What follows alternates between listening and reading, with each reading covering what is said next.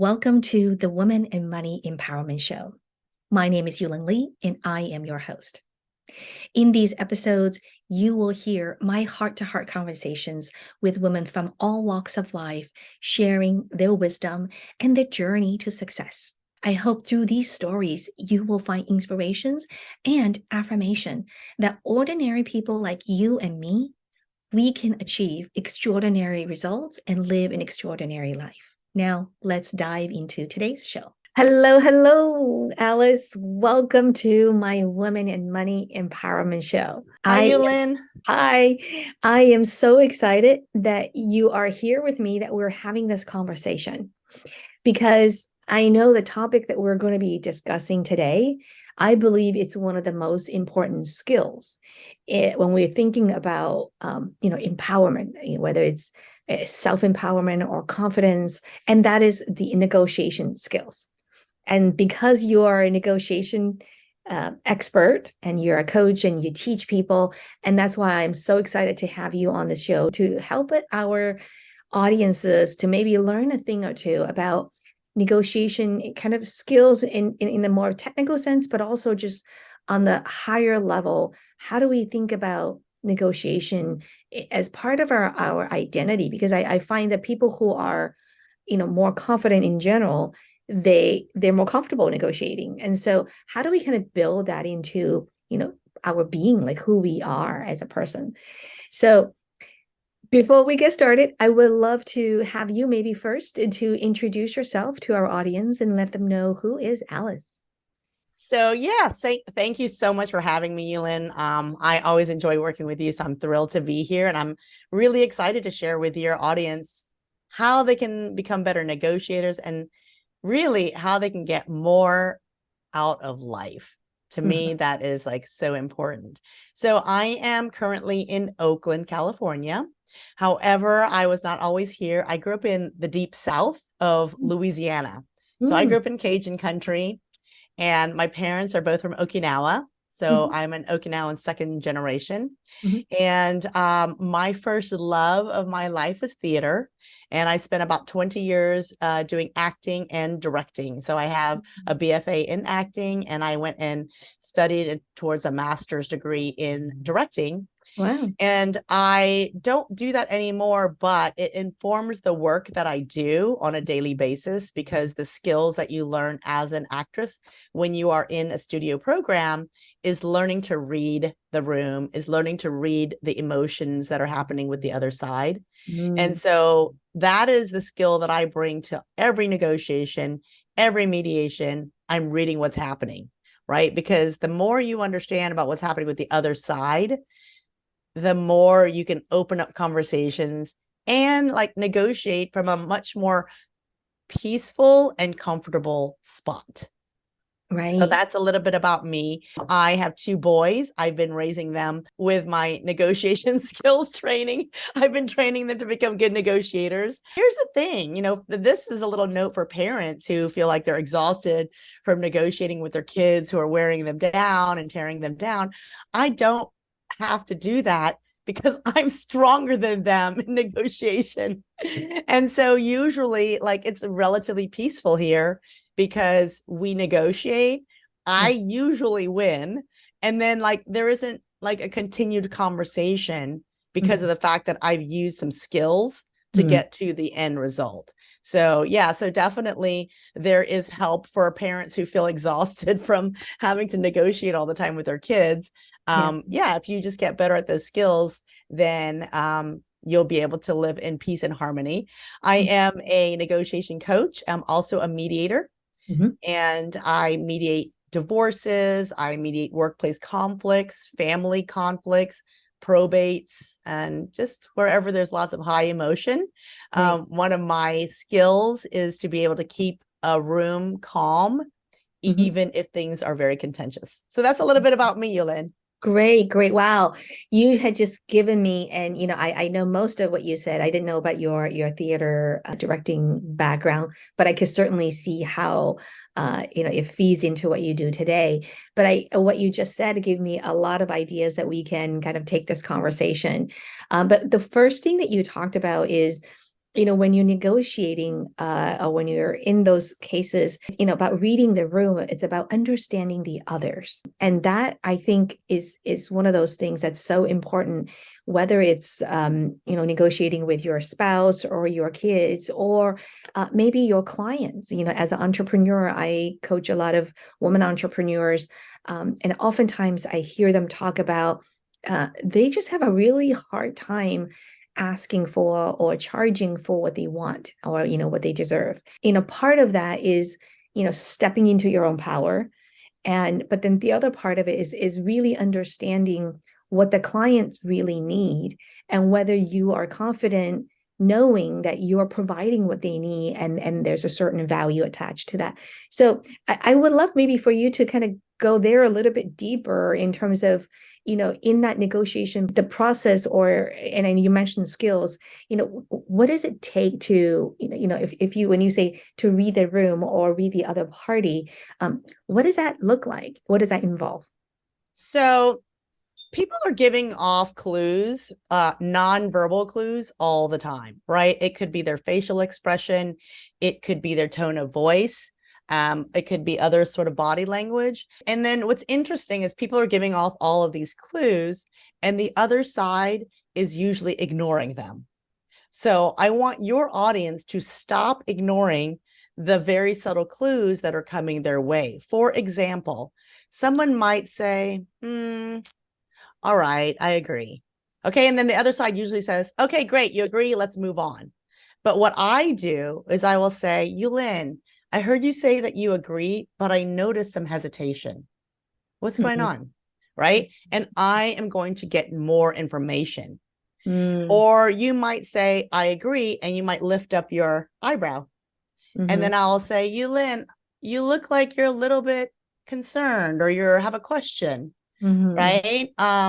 Just earlier today, I had a mediation where she said, oh, okay, well, okay. And she hesitated. She was about to say something. She hesitated. She said, okay, fine, we can move on. And I said, hold on. It sounds like you had something else you wanted to add. What was it? And I make space for that. And so you want to catch all the clues that everyone's dropping. Like, if you think of it this way, think of it like Hansel and Gretel, the breadcrumbs are getting dropped, right? And no one's picking up the breadcrumbs. If you picked up all the breadcrumbs, you're going to be mining for gold. Like, you literally are getting a lot of information just by picking up the breadcrumbs that people are dropping for you. So if you sense someone is hesitating, if you sense someone is unsure, unclear, has a question, any of those things, I usually will say, like, okay, it sounds like you want to work together with me, but you seem like you're hesitating. Or I might say, it feels like you're thinking it's too expensive for you, or I'm sensing that it's too expensive for you, or I'm sensing that money might be an issue. Whatever you say, once you make the space for it, people will dive right in, right? They will dive in because you have now made the space for them. Whereas if you don't notice that clue and say anything, they are not going to say anything. And guess what? You're not going to know. You will not know, like, why they left. Why did they say no? So what I want people to do is I want people to think about every negotiation is not like a negotiation. It is a problem-solving session where Yulin, you and I are sitting here talking. Let's say we're talking about business. The assumption is we want to work together, right? That's why we're here. So then what we need to do is problem solve together to come up with terms that work for both of us. So instead of thinking of it as like, hey, I'm going to try to close this sale, and I'm going to tell you, here's everything that I can do for you. Here's my bag of bells and whistles, and it costs this much money. Do you want it or not? And you say, maybe not right now, or yes, I'm interested, but maybe later, or I'm too busy to think about it. That's not the appropriate kind of conversation. You should just go in assuming we want to work together. How can we do this?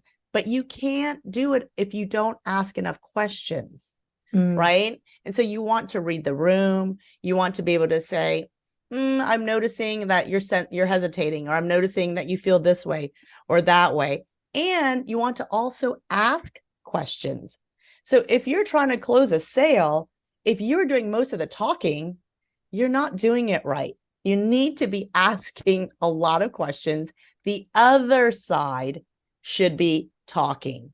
The person who you're trying to close should be doing 90% of the talking. What you said is so good. And I think, all of us at some time in our life and, in this growing process that we probably have all made the same mistakes. And that is when we're in a situation, oftentimes we get nervous. And so, whether it's going into a sales meeting or, going somewhere, you're going to be negotiating, we get so occupied with our own concern.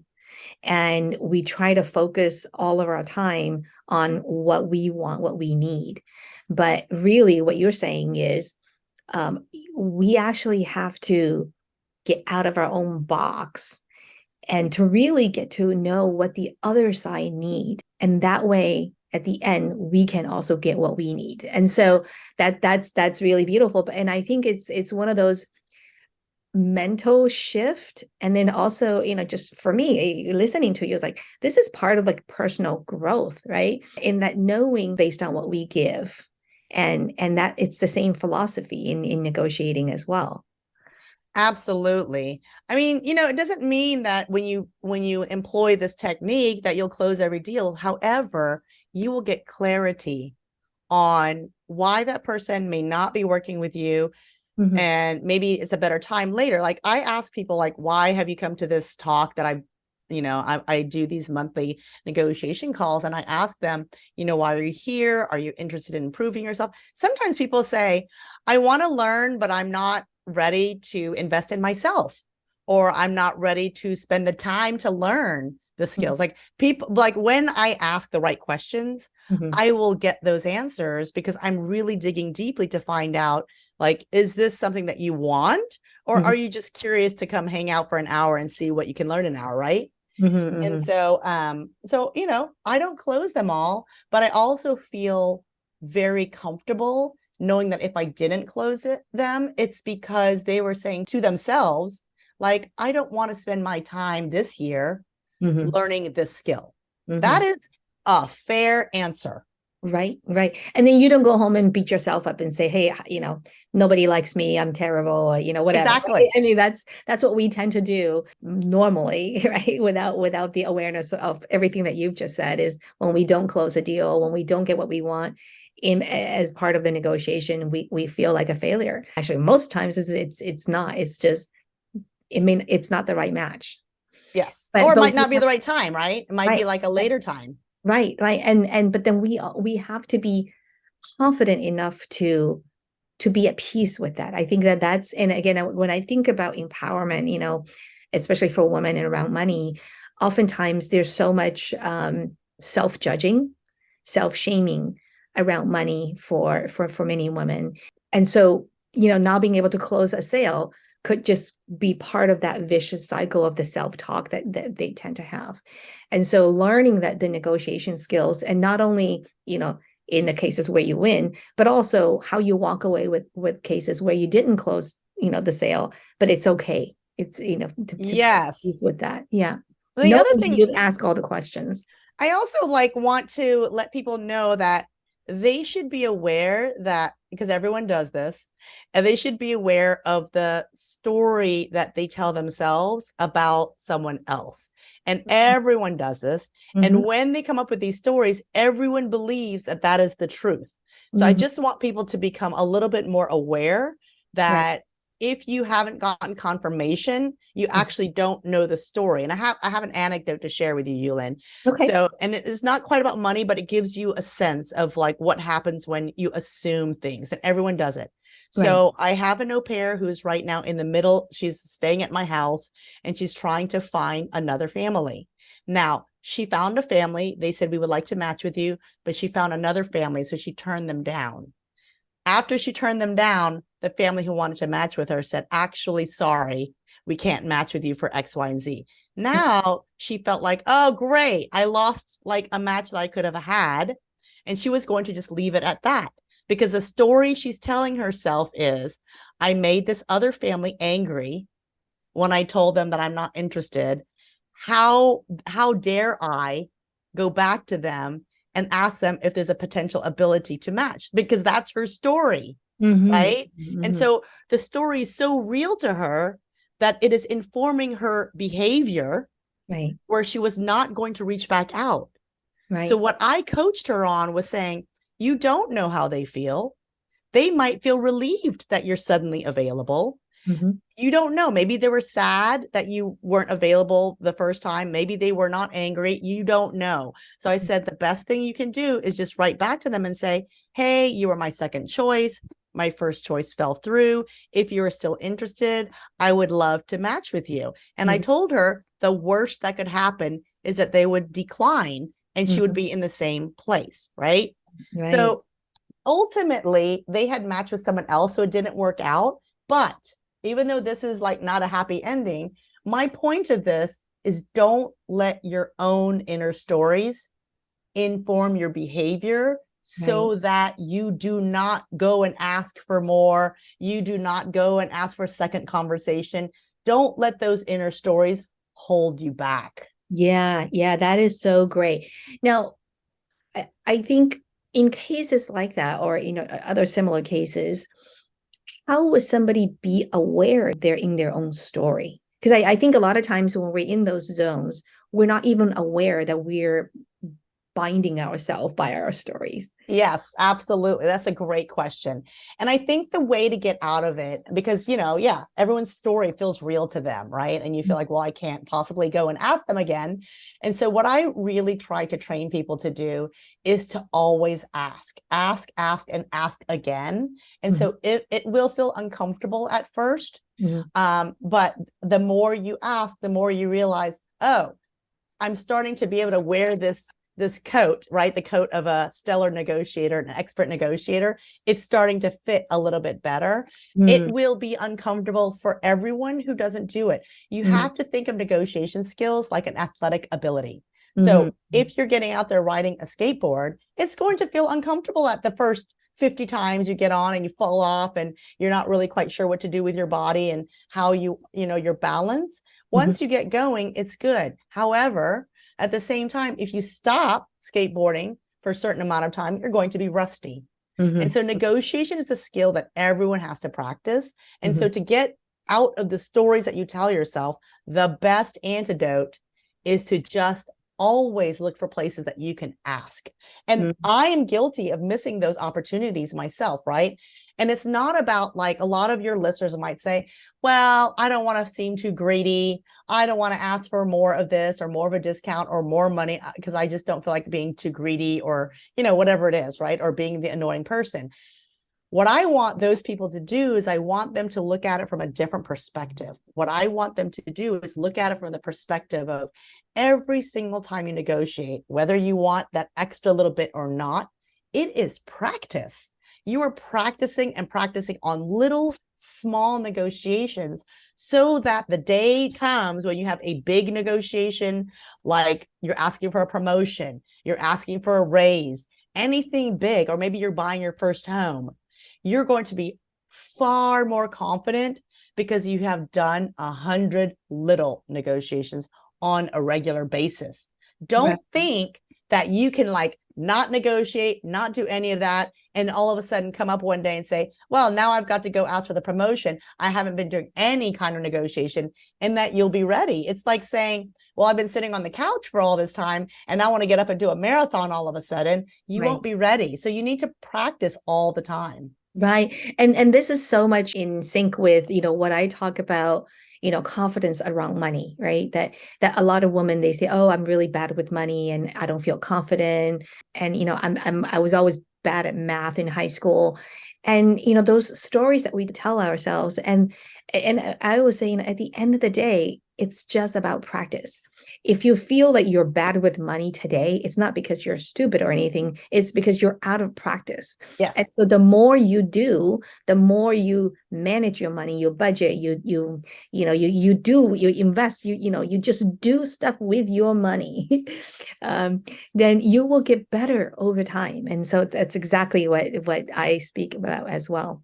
And also I want to mention, the mind is a really powerful thing. It can be both used in a negative way or a positive way. Mhm. And so be really careful if you are going around saying to yourself, I'm bad with money, I'm bad with money, particularly if you're thinking it a lot or saying it out loud, Mhm. because those thoughts go right back into your brain and Mhm. and it starts to create a groove inside of your brain. Yeah. So you can actually counteract that by saying to yourself, I'm really good with money, or I'm learning to be good with money, or I'm comfortable with money, or I'm becoming more comfortable with money. And so you want to tell yourself the positive messages and say them out loud, because when your brain hears them, like it creates a different groove in your brain, like Yeah. the neuroplasticity in your brain Right. changes. Right. And I always, kind of jokingly, but also serious that I would tell people, no, like tell yourself, I'm a kick-ass money manager. And oftentimes, many women say, oh, that I'm just too uncomfortable saying that. Maybe I'll say I'm learning or I'm doing. I'm like, okay, just try it. What do you have to lose? It feels uncomfortable the first time you say it. It gets better the second time, it gets better the 10th time. And then you know what? After a while, it's like, yeah, I am a kick-ass woman, with when it comes to money. And so yeah, so that's exactly what I talk about as well. So you and I met because of the work that you do and I do, in that you are a mediator for people who are going through a divorce, and I also help women who are going through divorce, helping them to sort out their finances.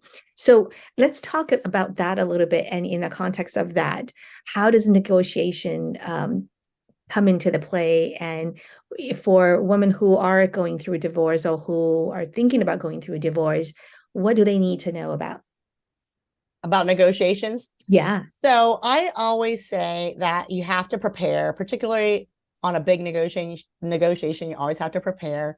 What you want to think about is, first, what do you want, right? Like, what is it that you, and I don't mean things like, I want what's fair. I hear that all the time. Yeah. Okay. Yeah. So please do not do that.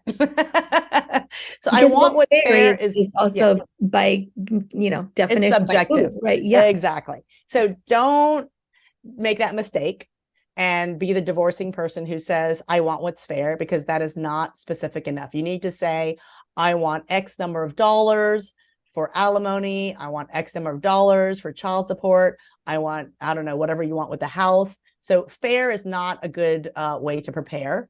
Mhm. And how do you do that? You need to research. You need to find out. There are calculators online to find out what spousal support, aka alimony, would be, or what child support is. If you're trying to split the house, you need to make sure that you know how much the house is worth, right? Mhm. And how do you Mhm. find that out? Do you do something as cheap as Zillow or Redfin, or do you talk to a local realtor to find out what the comps are in your area? Do you Mhm. hire an appraiser? Like, there are many tiers that Mhm. you can use, right? Mhm. But you need to know those values, because if you don't know the numbers, Mhm. you cannot negotiate. That is like a black and white, Right. right?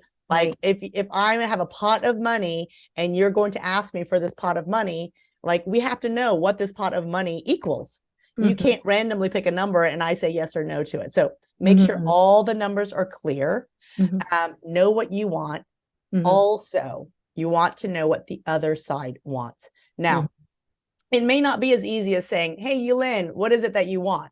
I Mhm. might have to put myself in your shoes and think really long and deep about, what do I think Yulin would want out of this Mhm. divorce, right? If you Mhm. and I were divorcing, you have to think about Mhm. what's important to you, Mhm. how much money is important to you, and really think deeply. And the reason why you do that is because you are trying to create all the chess pieces of the game, Mhm. and Mhm. you don't know like how to strategize if you don't know all the bargaining chips, Right. right? Right. And so then if you can think about those things, you are far and away better, in a better Right. position to start the bargaining process, Right. if Right. you understand not just what you want to a detail, but what does the other side want. Right. And you also want to know what's the highest and lowest that you would be willing to give on certain things, right? To say, I'm Right. going to walk away. If it's this low, I'm not going to go any lower. Now, Mhm.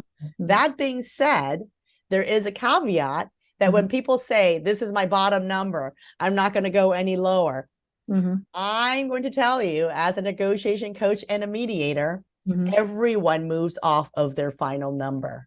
Mm-hmm. When push comes to shove, everyone moves. Mm-hmm. Okay. So even if they say, I'm not going to go under $100,000, right? It's some kind of personal injury deal. I'm not going to go. Well, I always ask people, well, if the final offer is $95,000, are you telling me that you're going to decline $95,000 because your utter bottom line was 100,000? And then they will pause and then say, okay, well, all right, well, I would probably take it if that's the final number. So just know psychologically that Mm-hmm. when people give a final number, it's not always the final number. That's really Mm-hmm. good to know. Yeah, yeah, no, that's great. So what you said earlier about getting clear on the numbers, whether, how much is house worth, how much are your total assets, and all of that stuff. And that is exactly what I do, as a money coach, helping clients when they're going through this process, is because sometimes, there are women out there who maybe, they're being focusing on raising the kids and being a stay-at-home mom and taking care of their family. They actually don't have the clear visibility into these numbers. And it could be very, very daunting to all of a sudden to have to get all those numbers. And so that's exactly what I do with my clients, is helping them to get clear. And then the second part to that, what you said, is knowing what the other person wants. And what I have observed is that, as for most people going through this process, there's so much emotion going on, and also in most cases, they're negative emotions. They're mad at each other. They're pissed off at each other. And so sometimes it's hard to get into a space to say, let me think about what he wants. Because most of the times, like, I don't give a shit about what he wants, right? And so by having someone else to kind of go through that process with them, whether it's, with a money coach or with a divorce coach, to get through that phase objectively. And like you said, because the more you do that, the more bargaining chips you have in that process by knowing what's really important for the other party. Yes. And, I'll tell you that I have an advantage in helping couples because I am like a third party. But Mm-hmm. one of my superpower tools Mm-hmm. is one where they might be getting very heated. Money, always. There's always emotion. And if Mm-hmm. there's an emotion that's really high, they can't think straight, right? Right, So what right. I try to do is I try to make sure that their thinking side of their brain overpowers the emotional part Mm-hmm. and tamps down the emotional part so Mm-hmm. that they can get through. So what I do, if people are arguing about money and they're at an impasse, Mm-hmm. I will break them apart into separate rooms, and then I will give them each a homework assignment that they do in that moment, right? Mm-hmm. So it's more of an assignment where I might say, Yulin, I need you to come up with a proposal that you think would be acceptable to the other side. Mm-hmm. And then I ask the other side the exact same thing. Mm-hmm. So it forces them to have to think. And so Mm-hmm. then it reduces the emotion, because now they're like thinking, at first they'll be like, I don't know. I'm so upset. I don't know. And I say, okay, I'm going to leave you alone. I'll come back in 20 minutes. Think about something. So Mm-hmm. everyone comes up with a solution that they think the other side will accept. Mm-hmm. Obviously, it has to be okay for you as well. Right. And I get it done almost every time Mm-hmm. Mm-hmm.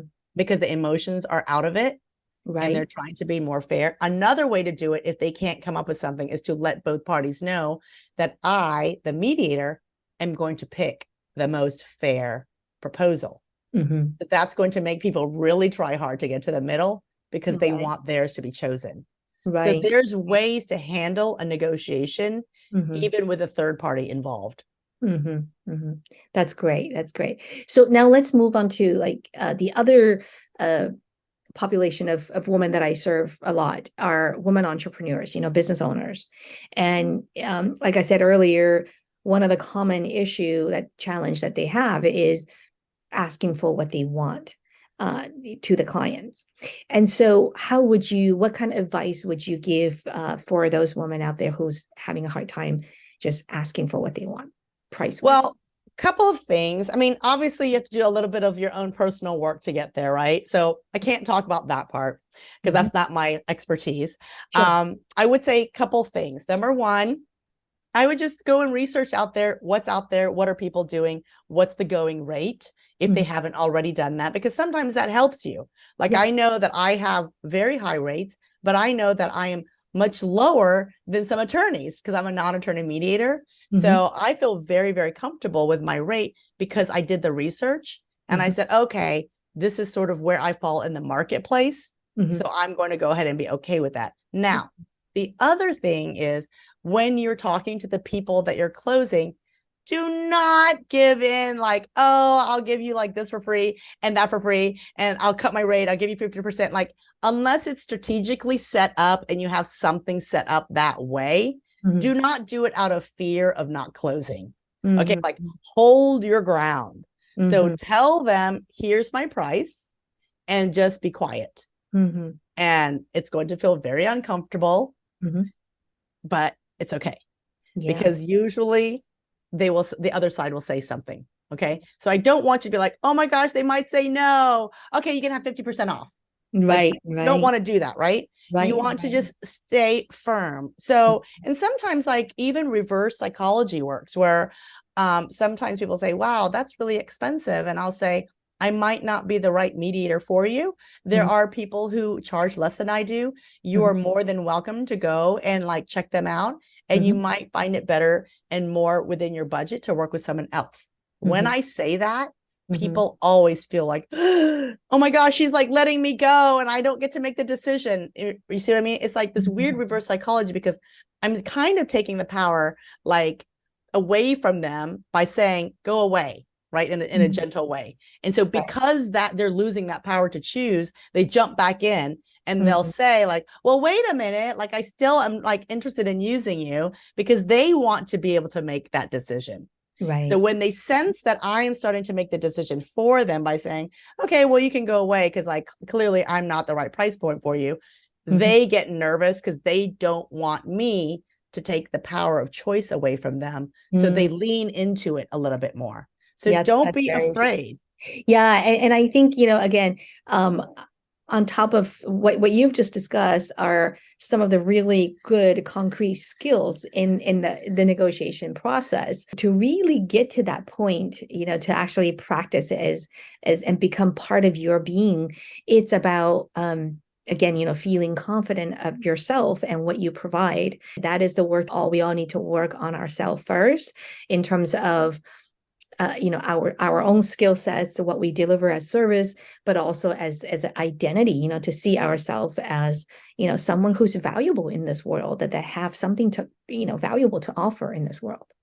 And, a lot of it is just practice, Yulin. Like practice, like do as many sales calls as you can for yourself, give your rate, and then just shut your mouth and be quiet and wait. And if they say no or whatever, there are ways to definitely like reopen the conversation, which I can talk a little bit about. But, the more you practice saying your rate and just being quiet, eventually after like the 100th time you've said it, you're going to be like, oh, now I feel comfortable with it. And eventually the charge will be gone. Like there's no charge. No emotional charge. Like when I tell people my rate, I have no emotional charge.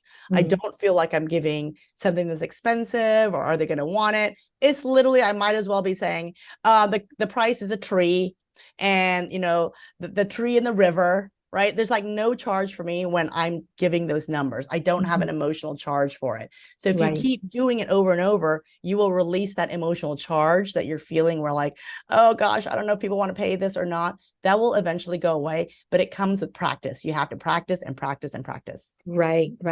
So that's so good. And so the last group that I wanted to really touch on in this conversation, and maybe we can have another conversation in the future.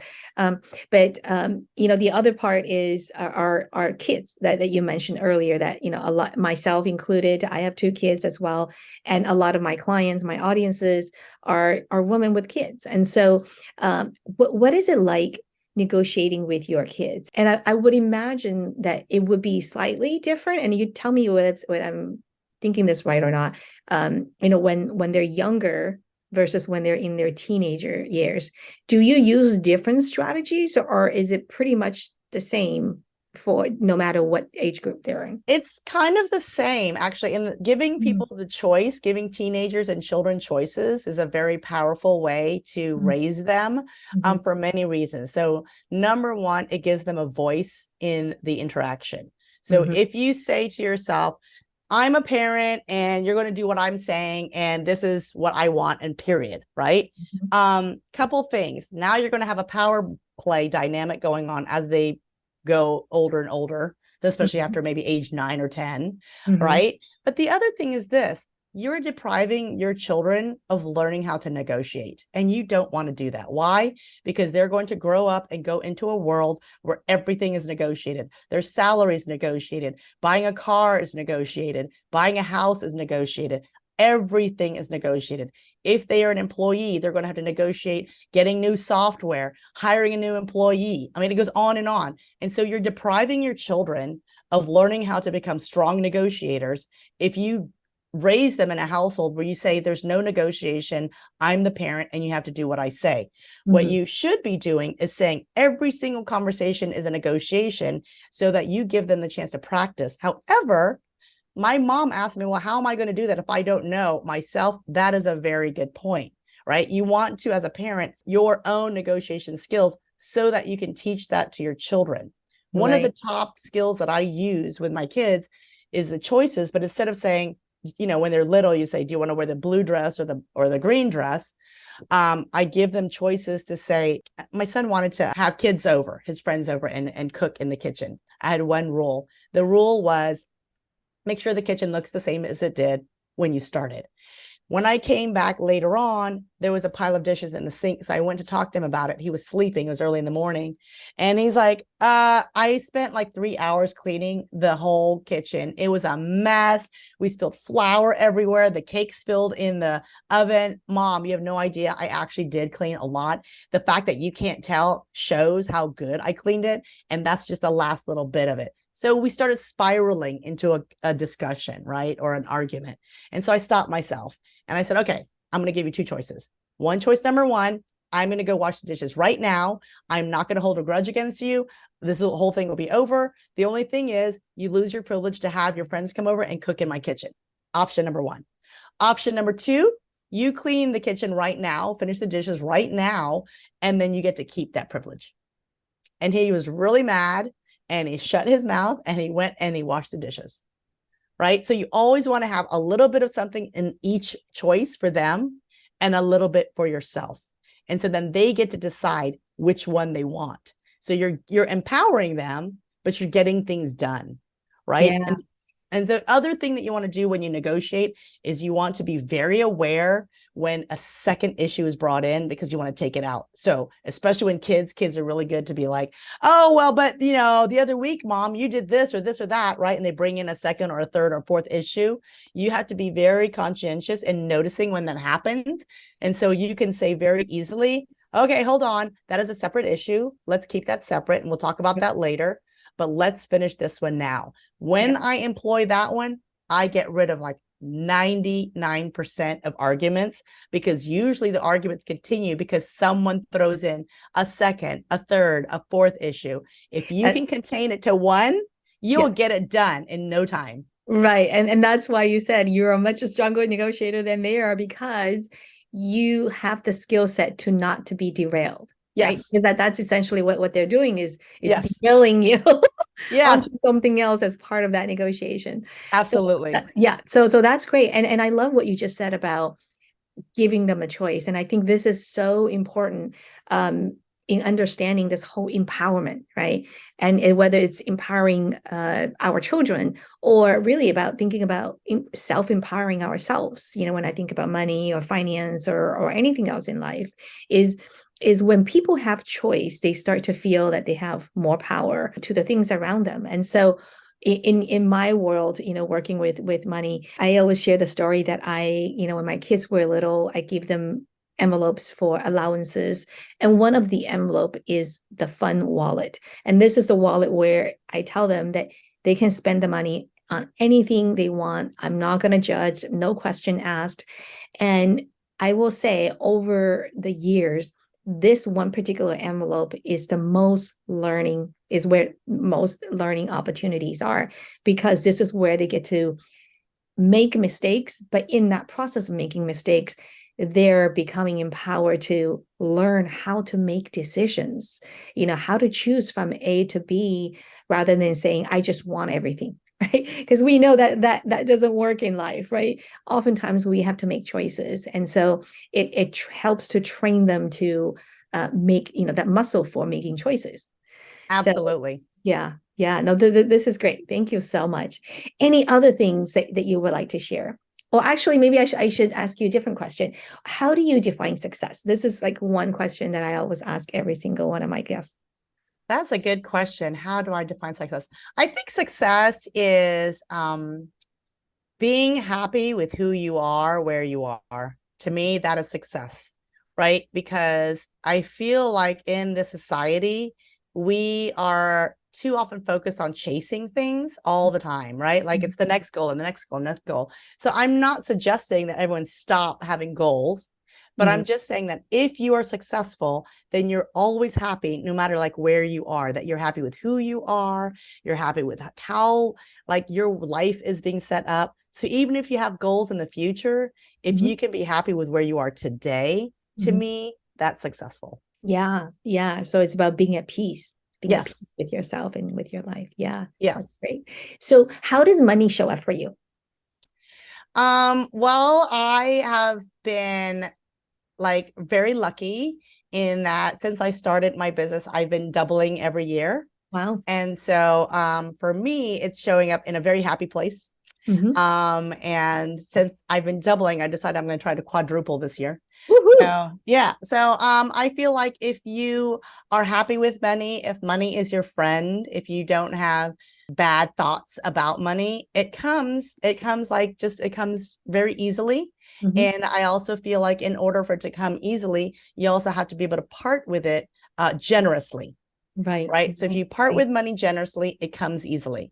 And so that's how it's been in my life. And I'm trying to impart that to my children as well, because I don't want them to have any negative like thoughts about money. Right. And so I've been training them, and, I give them a lot of freedom with their own money. It's their money. They're able to spend whatever they want on it. But they're using their money very wisely. My oldest son has been investing in the stock market, and he was like really like, day trading for a while. And then he was like, you know what?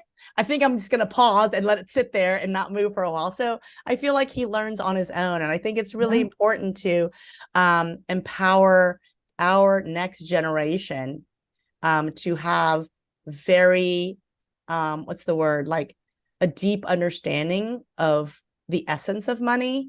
Right. So that they can become successful. So you don't want to raise kids and give them, messages like, oh, we don't have enough money, or we're always struggling, or, oh, life sucks because this or that or the other, because they take that and then they grow up and then that is their internalize it. Yeah, it becomes their story. Yes, it becomes their story. So you want to give them the story of like, hey, money is abundant. It will come. You can use it wisely, give it away generously, and it will keep coming. And so I'm trying to foster that in my kids so that they will have a really good relationship with money going on. Yeah, and that's exactly the same as myself. That what you're saying is, I would describe it as being in the flow with money is how I like to say it. And so thank you. That was very, very good. Any parting words? I know that the time just goes by so fast. Any parting words of wisdom for our audience before we sign off? I just would say, like, look for places to negotiate. Here's this is a little trick one, but it's kind of funny. I had somebody come with me to Starbucks, and they said they would like, I'm going to use my name. He used his own name, but at Starbucks, he said something the equivalent of, "Can I have the Alice discount?" And it startled the person. They were like, what is that? And then he said 10% off, and they were like, "Oh, okay," and they gave it like no questions asked. And so think of little small places, even if it's getting the 10% discount, or calling up your utility company saying, hey, can you lower my rate? Or calling your credit card company and saying, can you lower my interest? Just think of creative ways that you can negotiate on the daily so Yeah. that you can sharpen your skill like consistently and Yeah. practice Yeah. before any big negotiation. Practice. Practice. Yeah. And you're so right that there's so many opportunities where we can practice if we start to become more intentional. And like, like I said, these daily practices, sometimes people think of negotiation, it's all about the money. And, as a money coach, I always say this, like my work with my clients, at the end of the day, it's not about the money for the money's sake. It's really money for, enhancing their life, or, having a fulfillment, or, it's actually, the money is just a tool to serve something bigger.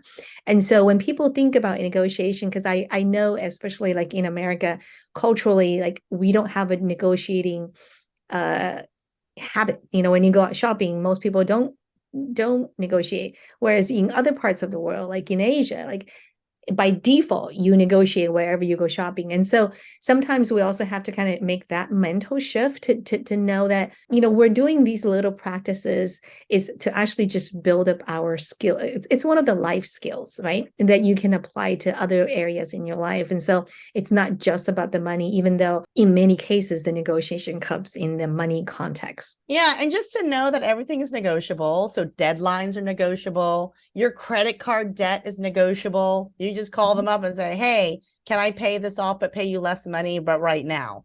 Right. Mhm. So just know, I feel like a lot of You times can people aren't always ask, aware. Yes. right? You Yeah. can always ask. All right. Well, thank you again. Thank you so much for your time. I really, really enjoyed our conversation. And I know we can talk on and on. There are so many other areas that we can go deeper in negotiating, but I really enjoy having you on the show. And thank you again for your time. Thank you, Yulin. This is my pleasure. Take care. Thank you for tuning in to the Women and Money Empowerment Show. If you ever have doubt for moments about yourself, your capability, or your worthiness, please remember to keep coming back to these stories and lean in. Draw the wisdom and strength from these incredible women and know that you also have what it takes to live a fulfilling life. Until next time, have a fabulous day.